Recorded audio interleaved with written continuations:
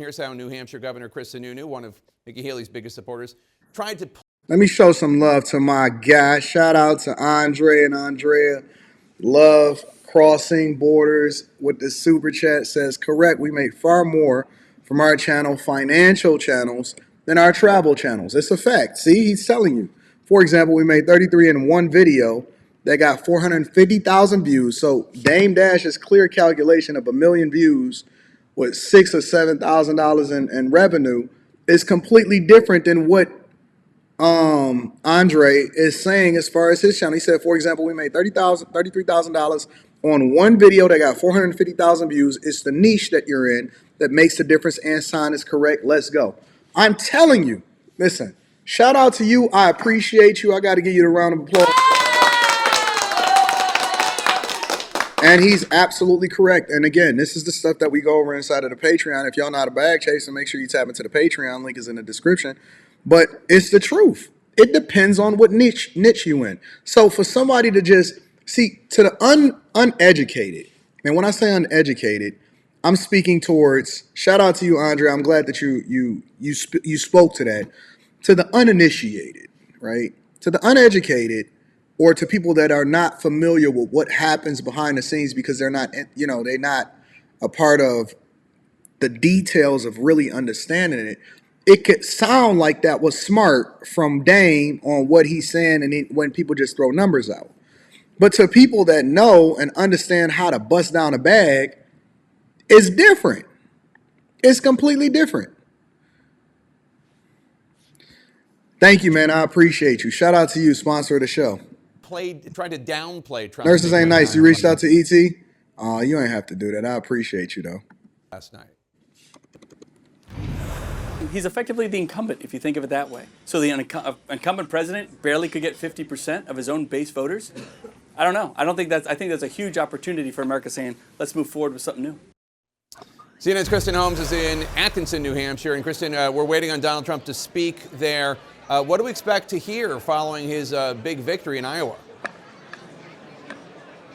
Well, you're likely to hear him attacking Nikki Haley. You know, we've talked a lot about the fact that Nikki Haley keeps saying that this is a two-person race, despite the fact that she came in third in Iowa. But when it comes to New Hampshire, Donald Trump's team does see this as a two-person race. And just to be clear, that is not the entire primary, but this state in particular. Florida Governor Ron DeSantis does not have a ground game here, but Trump's advisors have been watching closely as Nikki Haley's poll numbers have risen. This is a completely different electorate here, and they are aware of that. So expect new attacks on the former South Carolina governor and expect him to really take aim at her, just like we have seen the campaign and the super PAC do. I spoke to a senior advisor today, and they are looking at this in two parts. One, securing Republican and conservative-leaning independents. They are doing that by taking on Nikki Haley on immigration, which they believe is a key issue for Republicans in this state. Now, they are also hitting her on Social Security and Medicare. That is I don't care about all this. I want to hear about what she said about racism. 4 short days to what could be the most important day of Nikki Haley's political career, at least so far. The New Hampshire primary, to which her campaign has pointed as a potential display of viability, of electability. And yet, she's stuck getting a third, fourth, fifth crack at explaining why she doesn't think the United States, which allowed slavery for its first 90 years, has ever been a racist country. Watch. First of all, I will tell you, when you look at, the Declaration of Independence, it was that, men are created equal with unalienable rights, right? And my parents would always say, you may have challenges. And yes, there will be people who are racist, but that doesn't define what you can do in this country. You're talking about the ideals of America, but America was founded institutionally on many racist precepts, including slavery. But when you look, it said all men are created equal. I think the intent was to do the right thing. Now, did they have to go fix it along the way? Yes, but I don't think the intent was ever that we were going to be a racist country. The intent was everybody was going to be created equally. And as we went through time, they fixed the things that were not all men are created equal. Still trying to... So I'm still trying to figure out what the big deal was. I don't understand. What's the big deal? I don't like Nikki Haley. I would never vote for her to be president of the United States. But I'm still trying to understand what did she say that was so off-putting? She literally, first of all, I haven't even given my thoughts of it in the first place. But secondly, at what point did she say that it wasn't, but she spoke specifically to the intent, and then what was corrected or what was changed or how things have changed throughout the period of how America has existed since whatever it is that they described as the foundation of what America is today. I don't, how did this turn into she's saying that America is not or wasn't ever racist? Which I have my own opinion on that, but I'm trying to figure out at what point did she ever say that? This is why you got to watch stuff for yourself. When people go on social media and they go on Instagram and they start talking about, oh man, she said this, and I seen Shannon Sharp. I'm gonna pull up Shannon Sharp's. When did she say that? ID 2000. When did she say it? I'm gonna rewind it and then I'm gonna play it again. First of all, I will tell you, when you look at, the Declaration of Independence, it was that, men are created equal with unalienable rights, right? And my parents would always say, you may have challenges. And yes, there will be people who are racist, but that doesn't define what you can do in this country. You're talking about the ideals of America. But America was founded institutionally on many racist precepts, including... It's another video, Beans. All right, let me see if I can find another video. But I'm going to play this one because I didn't hear her say that. Slavery. But when you look at said all men are created equal, I think the intent was to do the right thing.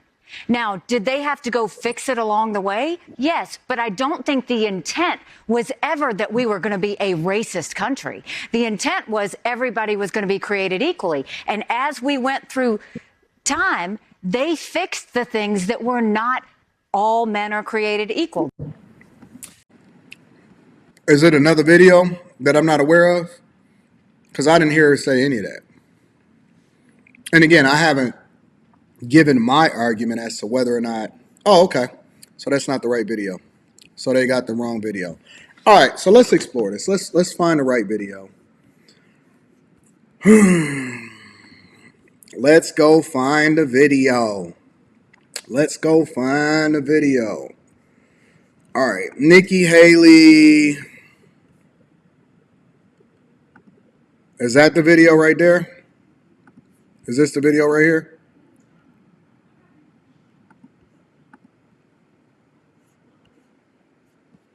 I'm assuming that this is the video. In a racist country. And I'm so thankful. I want to ask you about a comment you made earlier this week. You said that America has, quote, never been a racist country, unquote. Protections for the institution of slavery were written into the U.S. Constitution. The White House was built with slave labor.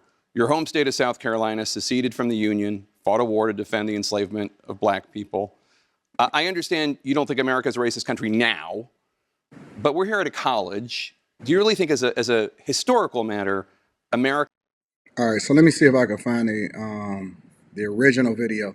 I see they got the Views perspective on this. Hold on, y'all. Yes. We're not a racist country, Brian. We've never been a racist country. Our goal is to make sure that today is better than yesterday. Are we perfect? No. But our goal is to always make sure we try and be more perfect every day that we can. I know I faced racism when I was growing up, but I can tell you today is a lot better than it was then. You agree that the U.S. has never been a racist country? Well, the U.S.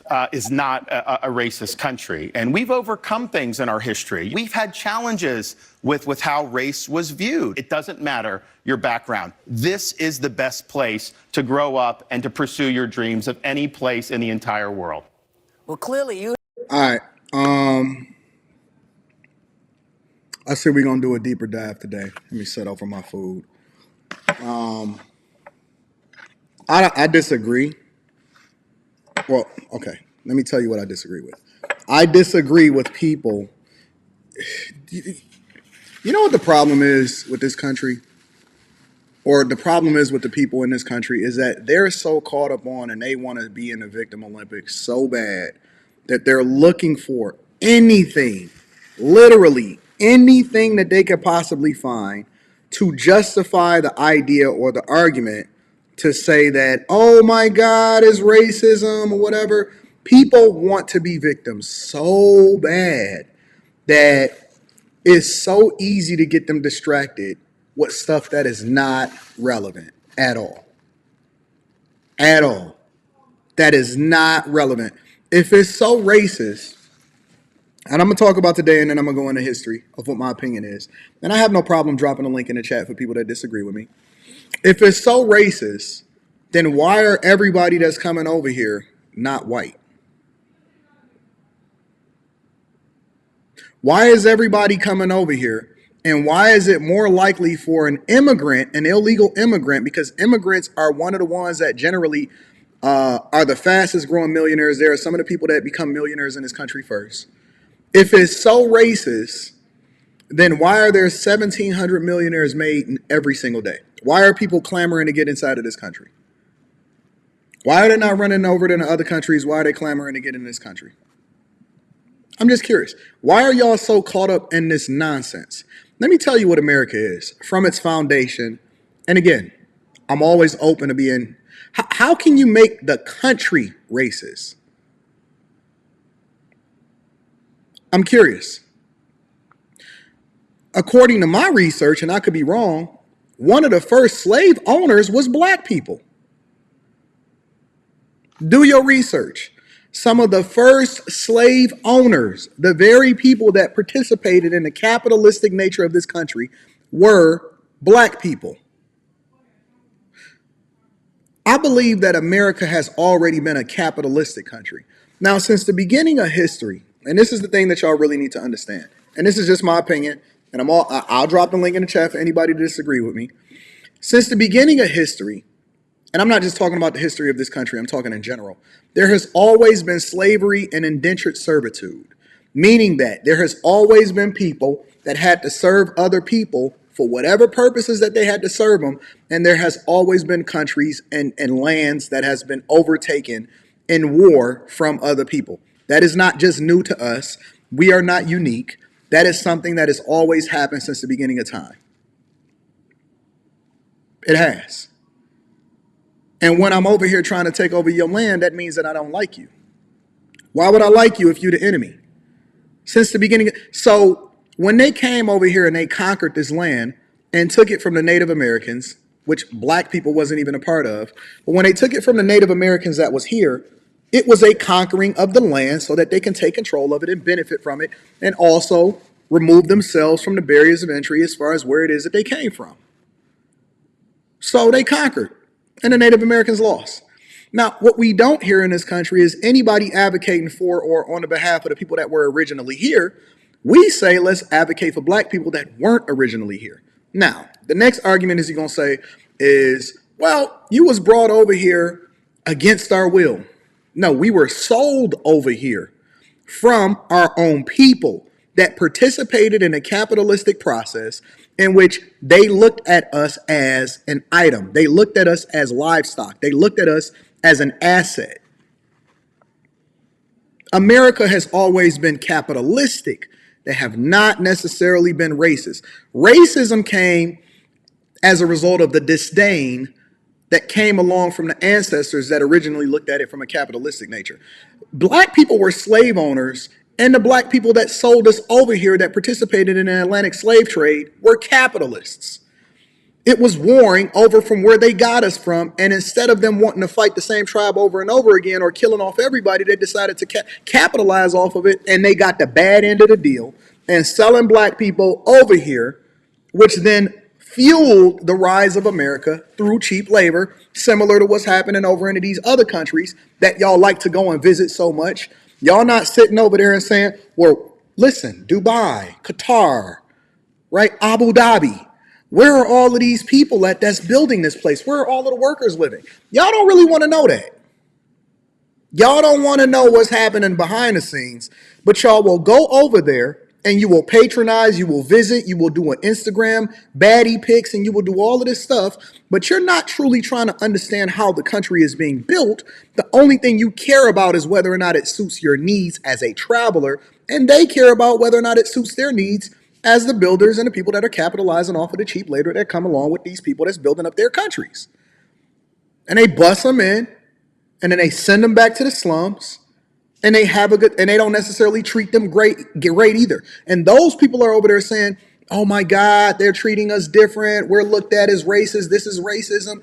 No, this is called capitalism. So what happened is they capitalized off of the fact that black people over there was willing to do business with you and sell livestock over here. And they picked the biggest and the baddest people to come over here and build this place up. And so once they paid for their property, they then started to look at you as livestock or as an asset. And so when that asset starts to rise up, if something that you own started to come up against you, when you purchase this thing, and again, you got to put yourself in the mindset of people back then, not now. And if something starts to rise up against you, what you gonna do to it? Your kid can't even talk to you out of the side of their mouth before you start to pop them in the mouth and start to get some control. It's a fact. So now the idea of racism is tied directly to capitalism because nobody just inherently didn't like anybody. They didn't like the fact that people were doing things outside of what it is that they intended for them to do when they started to participate in this capitalistic process to make money in the United States of America and eventually build this country up. You don't even like the dude that lived next door to you. And we have divided ourselves. Listen, black people divide themselves red and blue because you stepping on my territory. Why can't we apply the same principles to somebody that's poisoning a community and is fighting over territory to do so against somebody else that's wearing a different color than them? How is it any different? How is it any different? You're fighting over territory, literally, to poison a community and profit from it, and you're willing to kill that other guy in order to do so, and you guys recruit in the exact same way. Young people that don't know any better, whose brains is not even fully developed. It's the same process, but you want to tie it to color, and that's how you then give it a label that's looked at as racism. You guys are capitalizing in the same way. How is it any different? How is it any different? How if black people were some of the first slave owners, how do you then tie it to racism? Is it racism if it's also against your own people? Or is it only based off of the fact that color? Now, the people that didn't benefit from it, because there's a whole lot of poor white people that got mad as a result of it, that felt entitled because they felt like they were better than you as a result of how it is that you came over here and what your purpose was in the first place, is now a direct tie to why capitalism was wrong in the way that it was used in order to build up the country. That's where racism started to really take place, because when people started to get power and they started to try to be looked at as equal, people rejected it because that's not the original reason why they felt like you was over here in the first place. So if you really want to break it down and you really want to go into it, it's a different type of context, I think, that you need to add into it. But to just use a blanket statement based off of something that, in my opinion, you don't understand, and again, I'm open to the possibility that I'm wrong. How is it? How does that make sense? How does that work? How does that make sense? Of course, people that can't stand on nothing. Of course, when you don't have anything that you can talk about or anything that you can debate about, you throw insults. That's for the weak-minded. That's for the ignorant. And so when I see you do that in the chat, it actually gives me more gumption to stand on what I'm standing on, because I understand that you don't know any better. You're just ignorant. You speak because you don't know any better. You don't speak because you actually can debate the argument or the point. But I'm just tired of people continuing to throw up this trope and this narrative because they continue to want to be victims. Man, most of y'all ain't never went through nothing in your life. Most of y'all ain't never went through nothing in your life. And because you've been programmed to think this way, look, you ain't nothing but you a robot, bro. Y'all spewing off talking points that your father and your mother gave you. You ain't even smart enough to think for yourself.